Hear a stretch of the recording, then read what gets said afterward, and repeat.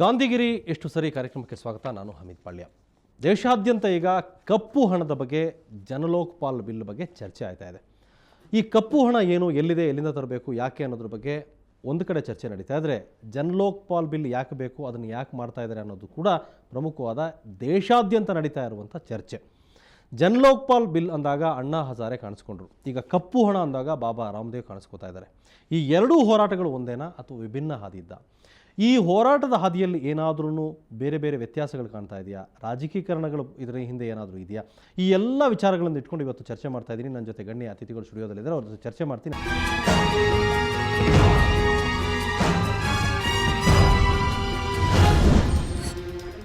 ಜನಲೋಕ್ಪಾಲ್ ಅಂದ ತಕ್ಷಣ ಅಣ್ಣಾ ಹಜಾರೆ ಅವರು ನೆನಪಿಗೆ ಬರ್ತಾರೆ. ಅಣ್ಣಾ ಹಜಾರೆ ಅವರು ಈ ಜನಲೋಕ್ಪಾಲ್ ವಿಚಾರ ಬಂದಾಗ ಅಷ್ಟೇ ಈ ದೇಶಾದ್ಯಂತ ಜನತೆಗೆ ಪರಿಚಿತರಾದರು.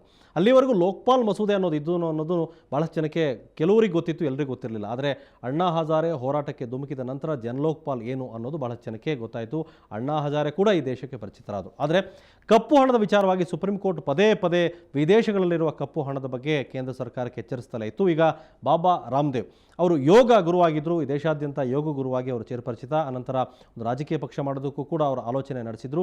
ಕಪ್ಪು ಹಣದ ವಿರುದ್ಧ ಸಿಡಿದೆದ್ದ ಅವರೀಗ ದೆಹಲಿಯ ರಾಮಲೀಲಾ ಮೈದಾನದಲ್ಲಿ ಹೋರಾಟಕ್ಕೆ ಸಜ್ಜಾಗಿದ್ದರು. ಆದರೆ ಅವರ ಹೋರಾಟವನ್ನು ಮೊಟಕುಗೊಳಿಸಿ ಮಧ್ಯರಾತ್ರಿ ಅವರನ್ನು ಅಲ್ಲಿಂದ ತೆರವುಗೊಳಿಸಲಾಯಿತು.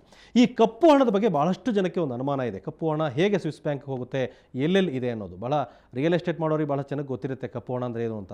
ವೈಟ್ ಎಷ್ಟು ಬ್ಲ್ಯಾಕ್ ಎಷ್ಟು ಅಂತಲೇ ಚರ್ಚೆ ಆರಂಭವಾಗುತ್ತೆ.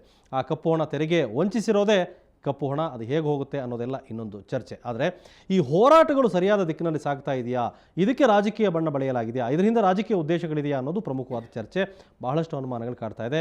ಗಣ್ಯ ಅತಿಥಿಗಳು ನಮ್ಮ ಜೊತೆ ಇದ್ದಾರೆ, ಅವ್ರ ಜೊತೆ ಚರ್ಚೆ ಮಾಡ್ತೀನಿ. ಮೊದಲಿಗೆ ಕಾಂಗ್ರೆಸ್ ಮುಖಂಡ BL ಶಂಕರ್ ಇದ್ದಾರೆ. BL ಶಂಕರ್ ಅವರ ಕಾರ್ಯಕ್ರಮಕ್ಕೆ ಸ್ವಾಗತ. ನಮಸ್ಕಾರ. ನಮ್ಮ ಜೊತೆ ಹಿಂದೂ ಜಾಗರಣ ವೇದಿಕೆಯ ಕಾರ್ಯಕರ್ತ, ಹಿಂದೂ ಪರ ಸಂಘಟನೆ ಮುಖಂಡ ಗಿರಿಧರ್ ಉಪಾಧ್ಯಾಯ ಇದ್ದಾರೆ. ಗಿರಿಧರ್ ಉಪಾಧ್ಯಾಯ ಕಾರ್ಯಕ್ರಮಕ್ಕೆ ಸ್ವಾಗತ. ಸೊ ಗಿರಿಧರ್ ಉಪಾಧ್ಯಾಯರು, ತಮಗೆ ಏನು ಅನಿಸುತ್ತೆ? ಈ ಹೋರಾಟ ಸರಿಯಾದ ದಿಕ್ಕಿನಲ್ಲಿ ಸಾಗ್ತಾ ಇದೆ ಅನಿಸುತ್ತಾ? ಅಲ್ಲ, ಸರಿಯಾದ ದಿಕ್ಕಲ್ಲಿ ಸಾಗ್ತಾ ಇದೆ ಅಂತ ಕೇಳಿದ್ರೆ ಮತ್ತೇನು ಹಿಂಸೆಗೆ ಕೈ ಹಾಕಬೇಕಾಗತ್ತಾ? ಗಾಂಧಿಗಿರಿ ಮೂಲಕನೇ ಮಾಡಬೇಕಾಗತ್ತೆ. ಒಂದು ಹಿಂಸಾತ್ಮಕ ಅಲ್ಲವಾದಂಥ ಒಂದು ಹೋರಾಟಕ್ಕೆ ಯಾವ ರೀತಿ ಸರ್ಕಾರ ಒಂದು ಕುತ್ತಿಗೆ ಹಿಚ್ಕುವಂಥ ಕೆಲಸ ಮಾಡಿದೆ ಅಂತ ಹೇಳಿದ್ರೆ ಇನ್ನು ಬೇರೆ ಯಾವ ರೀತಿ ಹೋರಾಟ ಮಾಡಬೇಕು ನನಗೆ ಅರ್ಥ ಆಗ್ತಾ ಇಲ್ಲ. ನೀವು ಕೇಳ್ತಾ ಇರೋ ಪ್ರಶ್ನೆಗೆ ಹಾಗಾದ್ರೆ ಜನ ಕೋವಿ ಕೈಗೆ ತಗೊಂಡು ಯುದ್ಧ ಮಾಡಿ ಹಣ ವಿದೇಶಗಳಿಂದ ತರಬೇಕು ಅನ್ನೋದು ಬಾಬಾ ರಾಮದೇವ್ ಅವ್ರ ವಾದ. ಹೌದು, ನಮ್ಮ ದೇಶಕ್ಕೆ ಬರಬೇಕು, ಹೌದು, ಲಿಖಿತವಾಗಿ ನಮಗೆ ಬರ್ಕೊಡ್ಬೇಕು, ನೀವು ಯಾವಾಗ ತರ್ತೀರಿ ಅನ್ನೋದು ಕೇಳ್ತಾರೆ. ಅದು ಸಾಧ್ಯನಾ? ಅಲ್ಲ, ಕಾರಣ ಸರ್ಕಾರಕ್ಕೆ ಅದು ಸಾಧ್ಯನಾ? ಇಮಿಡಿಯೇಟ್ ಆಗಿ ತರೋದಕ್ಕೆ ಸಾಧ್ಯನಾ? ಅಂದ್ರೆ ಆರ್ಡಿನೆನ್ಸ್ ಪಾಸ್ ಮಾಡಿ ಅಂತಲ್ಲ, ಈ ರೀತಿ ಆರ್ಡಿನೆನ್ಸ್ ಪಾಸ್ ಮಾಡಲಿಕ್ಕೆ ನಾವು ಸಜ್ಜಾಗಿದ್ದೀವಿ, ಅದನ್ನ ಮಾಡ್ತೀವಿ ಅಂತ ಒಂದು ಲಿಖಿತ ಪತ್ರ ಬರೆದು ಕೊಡಿ ಅಂತ ಹೇಳಿರುವಂಥದ್ದು. ಇನ್ನೊಂದು ವಿಚಾರ ಏನಂದರೆ, ಮನಮೋಹನ್ ಸಿಂಗ್ ಅವರು ಇದು ಪಾರ್ಲಿಮೆಂಟ್ರಿ ಚುನಾವಣೆ ನಡೆಯುವಂಥ ಸಂದರ್ಭದಲ್ಲಿ ಅದ್ವಾನಿ ಅವರು ಕಪ್ಪು ಹಣದ ವಿಚಾರ ಮೊದಲು ಅದನ್ನು ಹೊರಗೆ ತಂದಂಥದ್ದು, ಈ ರೀತಿ ತರಬೇಕು ಅನ್ನೋಂಥದ್ದು. ಆಗ ಅವರು ಭರವಸೆ ಕೊಟ್ಟಿದ್ದರು, ನಮ್ಮ ಸರ್ಕಾರ ಏನಾದರೂ ಬಂದರೆ ಆ ಕಪ್ಪು ಹಣ ಏನಿದೆಯೋ ವಿದೇಶದಲ್ಲಿ ಅದನ್ನು ತರಲಿಕ್ಕೆ ಎಲ್ಲ ರೀತಿಯಾದಂತಹ ಏನು ಇದು ಕಾನೂನು ಬೇಕೋ ಅದನ್ನು ಮಾಡ್ತೀವಿ ಅಂತ. ಬಂದು 2 ವರ್ಷ ಆಯ್ತಲ್ಲ, ಇವತ್ತಿನವರೆಗೆ ಮಾಡಲಿಲ್ವಲ್ಲ. ಸುಪ್ರೀಂ ಕೋರ್ಟ್ ಚೀಮಾರಿ ಹಾಕಿದೆ ಅವರ ಮೇಲೆ, ಅವರ ಸರ್ಕಾರದ ಮೇಲೆ ಸುಪ್ರೀಂ ಕೋರ್ಟ್ ಚೀಮಾರಿ ಹಾಕಿದೆ. ನೀವು ಏನು ಮಾಡ್ತಾ ಇದ್ದೀರಾ? 25 ಜನರ ಹೆಸರು ನಿಮ್ಮ ಹತ್ರ ಇದೆ ಅಂತ ಹೇಳ್ತಾ ಇದ್ದೀರಾ, ಯಾಕೆ ಬಹಿರಂಗ ಪಡಿಸ್ತಾ ಇಲ್ಲ? ಈ ಎಲ್ಲ ವಿಚಾರವನ್ನು ಸುಪ್ರೀಂ ಕೋರ್ಟ್ ಅವ್ರಿಗೆ ಕೇಳಿದಾಗ ಕೂಡ ಅದನ್ನ ಹೇಳಲಿಕ್ಕೆ ಆಗೋದಿಲ್ಲ. ಈ ದೇಶದ ಜನರಿಗೆ ಆ ಒಂದು ಆ ಹೆಸರು ಯಾರದಿರ್ಬೋದು, ಕಪ್ಪಣ ಯಾರದಿರ್ಬೋದು ಅಂತ ಕೇಳುವಷ್ಟು ಕೂಡ ಒಂದು ಅವ್ರಿಗೆ ಹಕ್ಕಿಲ್ವಾ? ಕರೆಕ್ಟ್. ಅದನ್ನೇ ರಾಮದೇವ್ ಅವರು ಅಥವಾ ಅಣ್ಣಾ ಹಜಾರೆ ಅವರು ಹೋರಾಟಕ್ಕೆ ನಿಂತಾಗ ಅವ್ರ ಜನಕ್ಕೆ ಬಹಳಷ್ಟು ಜನ ಬೆಂಬಲಕ್ಕೆ ನಿಂತರು. ಅವರೊಬ್ಬ ಯೋಗ ಗುರುವಾಗಿ ಗುರುತಿಸ್ಕೊಂಡವರು. ಅವರು ಅವರ ಬೆಂಬಲಿಗರು ಈ ಹೋರಾಟ ಆರಂಭ ಮಾಡಿಸಿದ್ರು. ಆದರೆ ಇದನ್ನು BJP ಹೈಜಾಕ್ ಮಾಡಿದೆ, ಇದನ್ನು ಯಾಕೋ ಈ ಹಿಂದಿನಿಂದ BJP ಬೆಂಬಲಿಸ್ತಾ ಇದೆ ಅನ್ನೋ ಮಾತುಗಳು ಕೇಳಕ್ಕೆ ಬಂದು ಅಲ್ಲೇ ಅನುಮಾನಗಳು ಆರಂಭವಾಗಿದ್ದು. ತಾವೇನು ಹೇಳ್ತೀರಿ? BJP ಎಲ್ಲಿ ಬೆಂಬಲ ಮಾಡುತ್ತೆ ನನಗೆ ಗೊತ್ತಿಲ್ಲ. ಅವ್ರು BJP ಅವ್ರ ಹತ್ರ ಕೇಳಬೇಕು. ನಾನೊಂದು ರಾಜಕೀಯ ಪಕ್ಷದ ವ್ಯಕ್ತಿಯಾಗಿ ಇಲ್ಲಿ ಬಂದು ಕೂತಿಲ್ಲ. ನೋಡಿ, ಈ ಪ್ರಜಾಪ್ರಭುತ್ವದಲ್ಲಿ ಯಾವುದೇ ವ್ಯಕ್ತಿಗೆ ಯಾವುದೇ ಹೋರಾಟಕ್ಕೆ ಸಮರ್ಥನೆ ಕೊಡ್ತಕ್ಕಂಥ ಒಂದು ಅವನಲ್ಲಿ ಹಕ್ಕಿದ್ದೇ ಇದೆ. ಅದನ್ನು ನೀವು ತಪ್ಪಿಸೋಕ್ಕಾಗೋದಿಲ್ಲ. ಎಷ್ಟೋ ಜನ RSS ಬೆಂಬಲ ಕೊಡ್ತಾ ಇದೆ, RSS ಬೆಂಬಲ ಕೊಡ್ತಾ ಇದೆ. ಅರೆ, RSS ಅಣ್ಣಾ ಹಜಾರೆ ಅವರಿಗೂ ಬೆಂಬಲ ಕೊಟ್ಟಿದೆ. ಅವ್ರ ಹತ್ರ ಹೋಗಿ ನಮ್ಮ ಸಂಘದ ಹಿರಿಯ ನಾಯಕರಾದಂಥ ರಾಮ್ ಮಾಧವ್ ಅವರು, ಮಧುಬಾಯಿ ಕುಲಕರ್ಣಿ ಅವರು ನಿಮ್ಮ ಈ ಹೋರಾಟಕ್ಕೆ ನಮ್ಮ ಬೆಂಬಲ ಇದೆ ಅಂತ ಹೇಳಿದ್ದಾರೆ. ದೇಶದ ಹಿತಕ್ಕಾಗಿ ಯಾವ ಹೋರಾಟನೇ ನಡೀಲಿ ಅದಕ್ಕೆ ರಾಷ್ಟ್ರೀಯ ಸ್ವಯಂ ಸೇವಕ ಸಂಘ ಸದಾಕಾಲ ಅದಕ್ಕೆ ಸಹಕಾರ ಕೊಡುತ್ತೆ. ಕೇವಲ ಅಣ್ಣಾ ಹಜಾರೆ ಇಲ್ಲ ರಾಮದೇವ್ ಅಂತಲ್ಲ, ದೇಶಕ್ಕೆ ಹಿತವಾಗ್ತಕ್ಕಂಥ ಯಾವುದೇ ವಿಚಾರ ಇದ್ರೂ ಕೂಡ ಅಂಥ ಹೋರಾಟಕ್ಕೆ ಸಂಘ, ಯಾಕಂದ್ರೆ ಸಂಘ ಒಂದು ನ್ಯಾಷನಲಿಸ್ಟಿಕ್ ಐಡಿಯಾಲಜಿ ಇಟ್ಟಿರುವಂತ ಒಂದು Okay. ಸಂಸ್ಥೆ, ಆದ್ರಿಂದ ಯಾಕೆ ಕೊಡಬಾರ್ದು? Correct. RSS ಏನ್ ಪಾಕಿಸ್ತಾನದಿಂದ ಬಂದಂತದ್ದ? ಇದೇ ದೇಶದಲ್ಲಿ ಇರ್ತಕ್ಕಂಥ ಜನರು, ಎಷ್ಟೋ ಜನ ಸ್ವಯಂ ಸೇವಕರು ಅಣ್ಣಾ ಹಜಾರೆ ಅಂತ ಅವರ ಒಂದು ಪ್ರತಿಭಟನೆಯಲ್ಲಿ ಕೂಡ ಸಾವಿರಾರು ಜನ ಭಾಗವಹಿಸಿದ್ರು, ಇಲ್ಲೂ ಕೂಡ ಭಾಗವಹಿಸಿದ್ರು, ಅದ್ರಲ್ಲಿ ತಪ್ಪೇನಿದೆ? ಕರೆಕ್ಟ್. ಗಿರಿಧರ್ಜಿ, ಬೇಲ್ಶಂಕರ್, ಈ ಹೋರಾಟ ಸರಿಯಾದ ದಿಕ್ಕಿನಲ್ಲಿ ಸಾಗ್ತಾ ಇದೆಯಾ? ಗಿರಿಧರ್ ಉಪಾಧ್ಯಾಯ ಅವರು ಮಾತಾಡಿದ್ರು, ಅವ್ರಿಗೆ ಉತ್ತರ ಏನು? ನೋಡಿ, ಭ್ರಷ್ಟಾಚಾರ ಅನ್ನೋದು ಅದು ಕಾಂಗ್ರೆಸ್ ಭ್ರಷ್ಟಾಚಾರ, BJP ಭ್ರಷ್ಟಾಚಾರ, ದಳದ ಭ್ರಷ್ಟಾಚಾರ ಅಂತ ಅದು ಯೂನಿವರ್ಸಲ್, ಅದು ಈ ದೇಶ ಯೂನಿವರ್ಸಲ್, ಅದು ಎಲ್ರಿಗೂ ಅನ್ವಯ ಆಗ್ತಕ್ಕಂಥದ್ದು.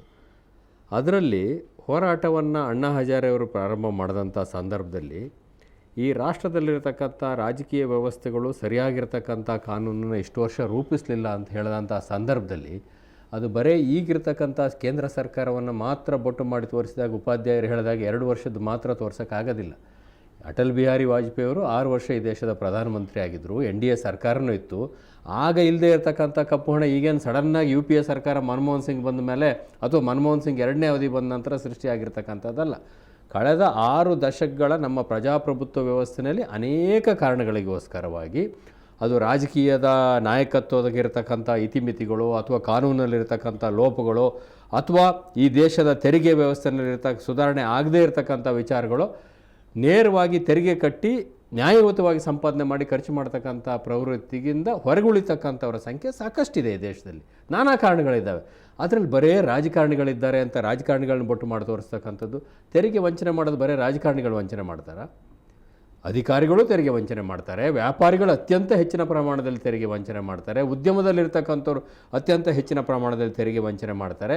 ಈ ತೆರಿಗೆ ವಂಚನೆ ಮಾಡಿದಂಥ ಮತ್ತು ಲಂಚದ ರೂಪದಲ್ಲಿ ಪಡೆದಿರತಕ್ಕಂಥ ಹಣವನ್ನು ಎಲ್ಲಾದರೂ ಒಂದು ಕಡೆ ಕಾನೂನು ಕೈಗೆ ಸಿಗದೇ ಇರತಕ್ಕಂಥ ರೀತಿಯಲ್ಲಿ ಇಡಬೇಕು ಅಂತಕ್ಕಂಥ ಪ್ರಯತ್ನದಲ್ಲಿ ದೇಶದ ಒಳಗೆ ಬಚ್ಚಿಟ್ಟಿರ್ತಕ್ಕಂಥವ್ರು ಇದ್ದಾರೆ, ದೇಶದ ಹೊರಗೆ ಬಚ್ಚಿಟ್ಟಿರ್ತಕ್ಕಂಥವ್ರು ಇದ್ದಾರೆ. ಹಾಗಾಗಿ ಮೊದಲನೇದಾಗಿ ಕಪ್ಪು ಹಣದ ವಿರುದ್ಧ, ಭ್ರಷ್ಟಾಚಾರದ ವಿರುದ್ಧ ಹೋರಾಟ ಮಾಡಬೇಕು ಅಂದರೆ ಇದು ಪಕ್ಷಾತೀತವಾಗಿರಬೇಕು. ಅದು ಎಲ್ಲೇ ಇರಲಿ ಅದರ ವಿರುದ್ಧ ಹೋರಾಟ ಮಾಡ್ತಕ್ಕಂಥ ದೇಶದ ಜನರ ಮನಸ್ಥಿತಿಯನ್ನು ತಯಾರು ಮಾಡಬೇಕು. ಇದು ಮಾಡ್ತಕ್ಕಂಥ ಸಂದರ್ಭದಲ್ಲಿ ಇರ್ತಕ್ಕಂಥ ಅನುಮಾನಗಳಿಗೆ, ಲೋಪಗಳಿಗೆ ಕಾರಣ ಏನು ಅಂದರೆ, ಯಾರು ದೆಹಲಿನಲ್ಲಿ ಹೋಗಿ ಹೋರಾಟ ಮಾಡ್ತಾರೆ, ಇತ್ತೀಚೆಗೆ ರಾಮದೇವ್ ಪ್ರಕರಣ, ಅಣ್ಣಾ ಹಜಾರೆಗೆ ನಾನು ಆಮೇಲೆ ಬರ್ತೀನಿ, ರಾಮದೇವ್ ಪ್ರಕರಣದಲ್ಲಿ ದೆಹಲಿನಲ್ಲಿ ಹೋಗಿ ಯಾರ್ಯಾರು ಭಾಷಣ ಮಾಡಿದರು, ಕೆಲವು ಸ್ವಾಮೀಜಿಗಳು, ಕೆಲವು ಮುಖಂಡರುಗಳು ಕರ್ನಾಟಕಕ್ಕೆ ಬಂದಂಥ ಸಂದರ್ಭದಲ್ಲಿ ಮೌನ ವಹಿಸ್ತಾರೆ. ಕರ್ನಾಟಕದಲ್ಲಿ ಲೋಕಾಯುಕ್ತದ ಒಂದು ವರದಿ ಕೊಟ್ಟಿದೆ. ಆ ವರದಿ ಕೊಟ್ಟು ಸುಮಾರು 3 ವರ್ಷ ಆಗ್ತಾ ಬಂತು, 2.5 ವರ್ಷ ಆಯಿತು. ಸಂತೋಷ್ ಹೆಗಡೆ, ಇದೇ ಸಂತೋಷ್ ಹೆಗಡೆ ಅವರು ಲೋಕಪಾಲ ಪ್ಯಾನೆಲ್ ಅವರು ಕೊಟ್ಟಿದ್ದಾರೆ.